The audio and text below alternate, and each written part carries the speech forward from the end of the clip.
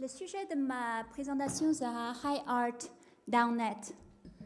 Anyone here will know a name of a book that is really similar to this, which is The High Art Down. Anyone read that book? High Art Down Home. Okay, so the origin, actually, we're talking about art forms, different kind of artworks. And actually, throughout centuries, we're seeing different kinds of houses of art, meaning that the patrons of art actually changed. So the high art down net, we're talking about actually in this century, what actually happens to the art world and why this is significant to us, not only just for the art world, but also for many, many different kinds of fields in life that has implications in many fields. So I'm going to talk about this subject. And apparently, in this topic, we have two keywords. One is museum, right? Because the major art house used to be museums, and the other one is social media, meaning that actually now we're talking about 21st century and we're talking about the social media work, how it changed, why it changed, and why actually this is an important subject to us. Let's have a look at this. Caroline?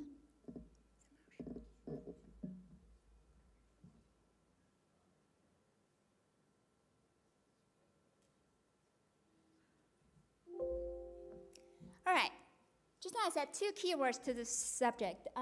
Museums, right? And the second one will be social media. All right, the first keyword, museums. Why museum actually used to be the house of art? What's special to museums? If we try to have a look at the history of museum and also the meaning of museum, at the very beginning, museum is a sacred concept.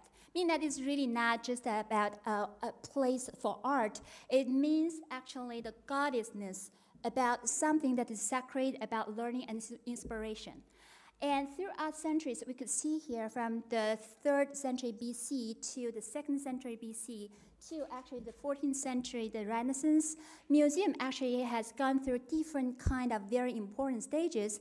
And we could actually try to summarize as museum is something that actually attributes to the social status and actually differentiates one social class to the other. So this was the symbolic meaning of museums. We could see actually 14th century, 13th century, 17th century in the British society, actually in order, this high class, in order to differentiate from the low class, they have to make the first paid museum, meaning that now you belong to a certain class, but because we don't really want to mix with you, the only way for you to access this kind of museum is to pay. That was the beginning of the art exhibits, the visits with a fee. And now, actually, in this our society, we're seeing totally different things. Because at the beginning of all these past centuries, what we saw with museum is it's kind of to define the time together and try to stage the culture. That's what we saw as a powerful and symbolic space.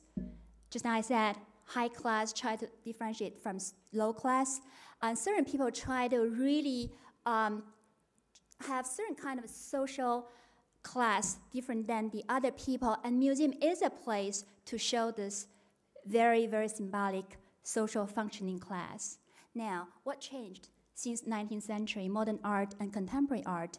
And this was actually an exhibit in the MoMA Museum in New York. Actually, if you look at the modern artists, the most popular artists, actually, if you focus on, for example, Picasso and some other artists, apparently you're not going to see Van Gogh here. Van Gogh was not a good marketer, and Van Gogh was not a good net maker, right? We do not see his name, and he didn't sell any artworks in his lifetime. But the biggest name that we see here, one thing that you probably will notice is not necessarily their talents, but their networks. So 19th century, there was a really, really big transformation for the art world, meaning that now everything is about connectedness, whether you're connected to each other. Your connection actually decides your power and your status in the art world. And that was the beginning of the transformation of the art world and the museum world.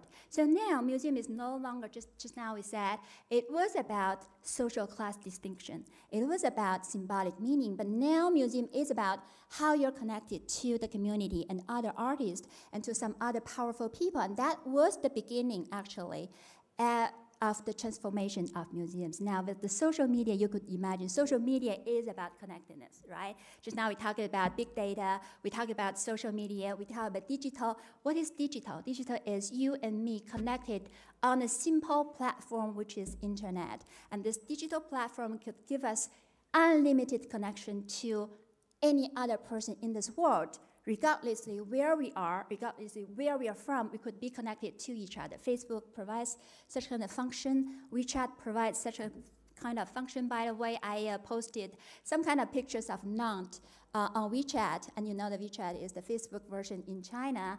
And some of my Chinese students or friends, they never knew Nantes before, and now every single friend on my network would know not only Nantes, but exactly where I ate yesterday at Nantes. So now we really are talking about totally different world. We are talking about a connected world, a contemporary world, which actually is different than what we knew before. And museum, as a highly symbolic place, is going through this kind of transformation.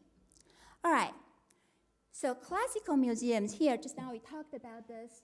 Visitors actually have to go through a wall, and this wall is a physically distinctive wall. Just now we saw from 17th century to probably 19th century, we are seeing this wall happening in all countries. You have to go through this wall. Now, how many of you would go to MoMA, let's say MoMA or MAD in New York City tomorrow? Probably not. Right? But how many of you could visit MoMA or MAD on the internet right now? All of us. So now, our visit to the museum is no longer really kind of limited by this wall. Now we have multiple kinds of access methods. We could actually go to MAD and go to MoMA to have certain kind of physical experience, but we could also use our mobile phone. We could use different kinds of apps, and all this actually give us the access to these museums that are far away from us. So apparently, many, many things are changing in the art world and also in the museum world. Not only just the social function, but how we access and how we perceive art, how we perceive museum actually is transforming. So social media and art museum access, actually they're connected. They're connected by the new technology, and they're changing systematically our perception about what art should be and how I should perceive art. All right. I believe that you know the augmented reality, right? So augmented reality, actually, if I'm now in Paris and I really want to experience the Met Museum, now you could have the 3D access and you could see exactly how that museum is. So that actually gives us certain kind of power, even without being there physically, but to know, to learn, and to experience. So social media has a lot of different functions. Not only just now I said, okay, connectedness is about we connect with you and regardless of our space and our time. And here we actually have a lot more social networks, so it expands our social circles. It also actually could help us communicate quickly, access to things very quickly. Just now I said, okay, from Paris to New York is like 8 hours flight, but with internet it's 1 minute connection. And we also have many other kinds of access methods and functions that really reinforce this kind of access in the internet world. All right. So how about museums on the social media? How many of you actually will go to Louvre online or go to the British Museum online or any kind of museum online? Just give me a high five. All right, great. At least I have several people sitting here. They actually are interested in museums online. So now, if you go online, first of all, you want to know probably reasons that you go online is when Louvre will be open, right? When probably I could have free access to Louvre. So the first thing that we are trying to see online is information. So now museums online not only is a virtual museum, but it provides us with a lot of information. Second, many people actually, especially for MoMA is very active online. And if you go MoMA, the MoMA page on Facebook, you could see a lot of different comments. People will, from all over the world, actually they're commenting on how they experience the MoMA, and then it is a community. So the second function of social media for the museum world is actually, it's gathering all kinds of people, not necessarily physically, but socially in this kind of virtual space. And the third function here, it is a brand new artifact, actually. Here we are talking about different kinds of social practice, social process, and also social prospects. So we are talking about different things. For example, probably last 10 years, okay, if you were talking about 1996, the beginning of the internet, you probably wouldn't talk to another person visiting the same museum online, but now you have this possibility. And apparently it changes our perception about who could go to a museum, who could not, why you cannot go to a museum and I can. And it actually gives us certain kind of free access, not to the museums, but to this social space that all of us are equal. And we could actually talk about, I dislike this painting, I have the right to say that on the same page, right? Okay, so just now we talked about the social media, what social media is doing, what Facebook is doing for the museums, for a place where we saw, actually, it was sacred, it was so different for different classes, whereas now, everyone has internet, could access simultaneously to the same page. So it is actually facilitating our engagement, and it's systematically changing how we perceive things. And also, the social status thing is disappearing on this museum page with regard to the social media. And we also have certain kind of, if it is highly sensitive, okay, I really don't have the education. Could I talk about this really ugly contemporary art piece online? Yes, you can, because you have social media and you don't have to be embarrassed by that. So social media provides us with all this kind of different things that we didn't really have very long time ago, right? And actually, social media and museum together, they are responsive to what you say because each other is responding to each other. It's a peer-to-peer community. And also, actually, it is reinvented. It is something that we never saw before. For something so symbolically important as museum, we never saw all kinds of people going to the same place talking about the same thing. And then we also see that actually it is constructed, it is engaging, and everyone could equally participate, right? So again, my research question is how we perceive museum on social media or social media and museum together, all right? So just now I talked about conceptually why social media is changing our perception of museums because it is a historic thing and actually museums had gone through very different stages in history. Now, concretely, our consumers now, how they perceive museums on social media. So we had two parts of their classical methods, qualitative and quantitative. So we interviewed people, and then we surveyed people from different countries talking about different museums. And the result is pretty interesting. We did have some hypotheses at the beginning, and then slowly we discovered certain kind of things that we really didn't know before. All right, three major findings for the qualitative study. The very first one is, generally speaking, people like museums on social media. And it's not just one person from higher social class, it's every person from all kinds of social class. Secondary, actually, they have a very sophisticated expectation with regard to how museums should present themselves on social media, because they still consider museum is something different. It is not just a grocery store. It is not just a certain kind of shopping mall. It is something different. And then finally, actually, they think that there's something very important in the museum. And the importance is that actually the museum has to be present in the social media because it provides opportunity equally to everyone. So this is kind of the qualitative findings that we had with regard to the first point. All right, they think that it is a positive thing that we see this happen, that this wall is disappearing for all kinds of people. Secondly, just now I said, they have certain kind of expectation with regard to museums on social media, and this expectation is not very simple. It is not just, it has to be beautiful, it has to be entertaining. So there have many, many different aspects of expectation with regard to what museum should be and how museum should be, okay? And actually, we have the very last one, just now I said, okay, they think that museums should be present on social media. As I said just now, we did conduct a lot of surveys and try to find quantitatively from a large scale of consumers how they perceive museums on social media.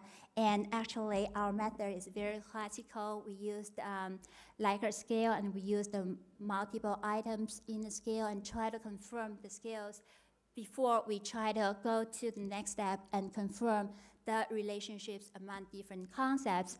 I know there are a lot of data scientists here, so I don't want to exaggerate how sophisticated this is. So I just move on to first the hypothesis and our findings.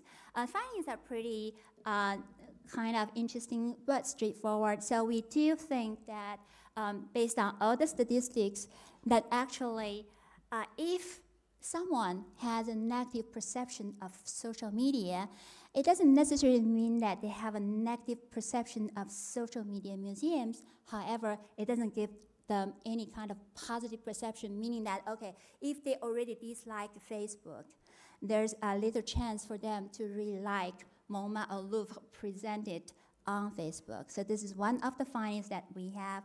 And also we have some other findings that if you do have a positive perception about the museum on social media, then usually actually you probably think that you're going to be really committed to visiting museums later on.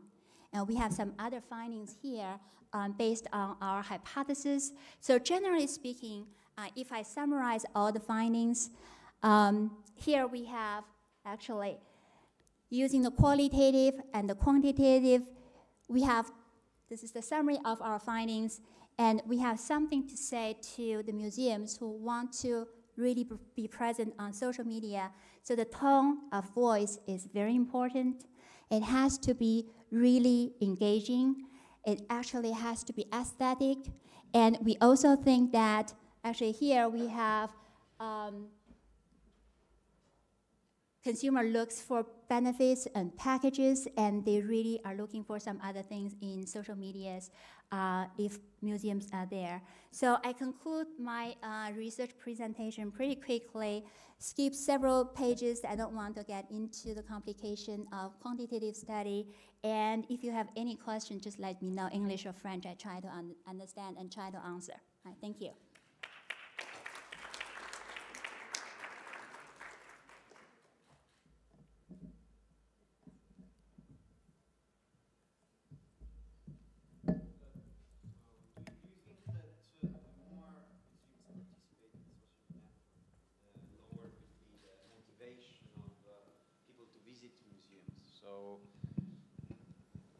Did you get my question? Just now, so is, for example, a museum that posts a lot of pictures of the artwork in their museum on social media. I guess many people will just, will lose, or on their Facebook page or on their website. They will lose the motivation to visit the museum. So what's the impact? Is it really a strategic move for museum to post everything online?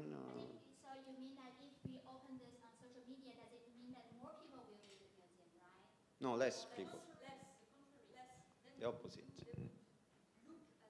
You mean that less people will go to museum physically? Yes. And they will only go online? Yeah. Not necessarily. Actually, what we found in qualitative study is more about people now, some people who would never go to museum before. Now at least they could actually try online. But those people who will go to museums anyways, they will still keep going. So actually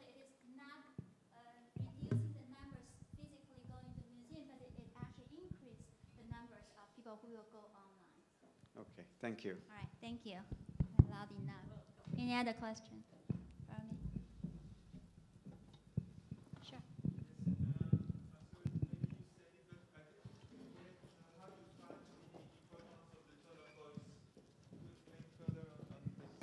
You mean how I find the importance of the tone of voice, or what is tone of voice in our study? It is number one important, meaning that people really think that the tone of voice will actually decide whether a museum will be successful online. It is the first most important thing that they found. Yes. Did I answer your question at all? Yes, we did. That's a quantitative finding. So we did actually measure with the multiple items about what tone of voice from the qualitative study, and we defined several items, and we call these items together as the tone of voice, which comes as the top reason for them to like or dislike a museum online. Thank you. Yes. First of all, it's a very interesting question, a research question about arts. And we usually, in sensory and experiential marketing, approach art as an experience. Definitely, it is one part of experiential. So my question is, you know, experiential marketing, it includes many variables during the research. So did you attempt to compare, or are you attempting in the future to compare a usual visit as an experience in the museum itself and with a virtual visit? Definitely. So you mean we try to compare the virtual and the actual experiences? Yes, and to study the medium as a moderator. Exactly. And a lot of museums, I believe, like Boston Fine Art Museums and Met Museum, they're interested in the question. Now, the real problem is really how we can find the measurement. Because there are many aspects you cannot really compare, right? Exactly. For example, your physical experience is not exactly the same, but apparently there are some aspects we could necessarily compare, yes. Yes, and maybe you can, that's in a the very future, good idea. Yes, you can study the emotional embodiment during the comparison. Very good that you mentioned that. I'm doing another research right after this about the aesthetic experience and the body embodiment. Exactly. And that impact on cognitive process. Definitely, yes. Thank you for the question. Thank you. Any other question for me? We're good? Okay, thanks very much. Thank you so much.